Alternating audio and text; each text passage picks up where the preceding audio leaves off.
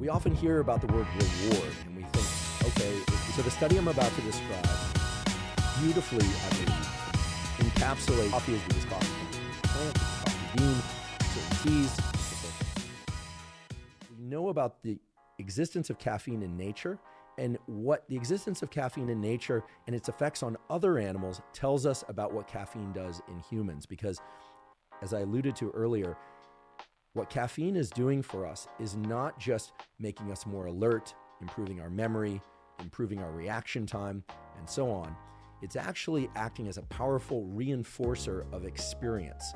And it's acting as not just a powerful reinforcer of the caffeine-containing drink that we drink, but also the mug that it's contained in, plus the person that we might be sitting across from when we consume that caffeine, and so on and so forth. If it's a little bit hard for you to conceptualize what a reinforcer is and why I'm calling it a reinforcer, let me spell it out in 3 specific ways. We often hear about the word reward and we think, okay, if we do certain things and we like the outcome, then those certain things are rewarded, right? If we're doing something, we receive praise, the praise is the reward, and therefore we are more likely to do that thing in the future. In fact, a lot of parenting is like that, and a lot of life is like that. However, when we hear the word reward, we often think about something that feels good to us. And certainly if we've worked hard and we get some praise, that's natural for praise to feel good to us.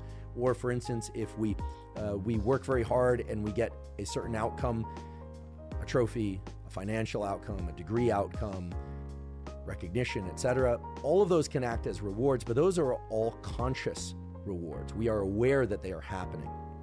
Reinforcers are a little bit different because the word reinforcement can apply to conscious rewards of the sort that I just described.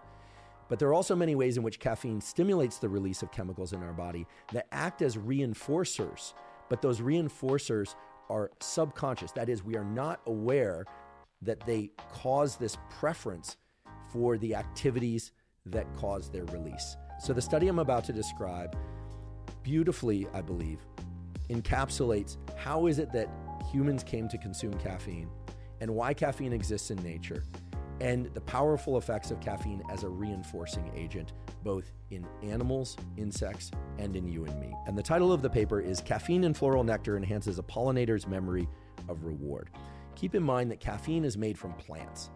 You will say, duh, but I think some of us don't realize that the reason why there is caffeine in coffee is because coffee comes from a plant. It's a coffee bean. Certain teas, which of course are plants that people brew, caffeine is contained in those teas, such as yerba mate. Well, why would this bitter substance, because in fact caffeine is quite bitter in high concentrations, why would this bitter substance be something that insects or animals would want to consume at all? It turns out that in most plants, caffeine is present in small enough quantities that insects and other animals, and in fact we, can't actually taste the caffeine. If I were to give you a little bit of pure caffeine, yes, it would be a stimulant for you, but you would say that it tasted awful. It's in a category of compounds that would strongly stimulate the bitter receptors on your tongue and would make you cringe and pucker and essentially walk away from whatever it is that contained that caffeine and from the experience that contained that caffeine. Well, in nature, caffeine is present in very low concentrations or is masked by other flavors within flowers, beans, and plants.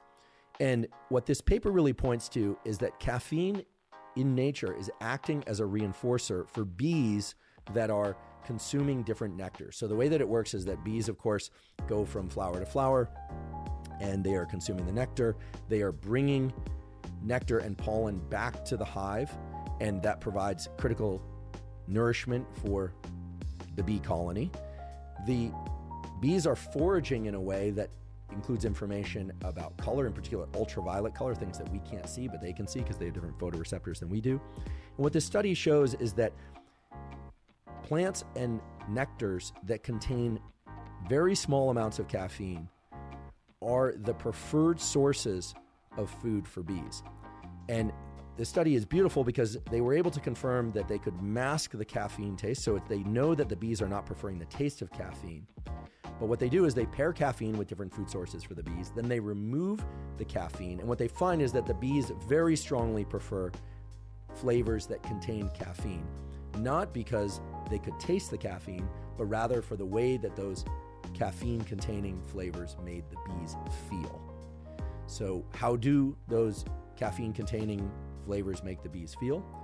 The same way that they make you and I feel, a little bit more alert, and thereby able to do more work. For the bee, the more work is the consumption of more food, which then has a further reinforcing effect.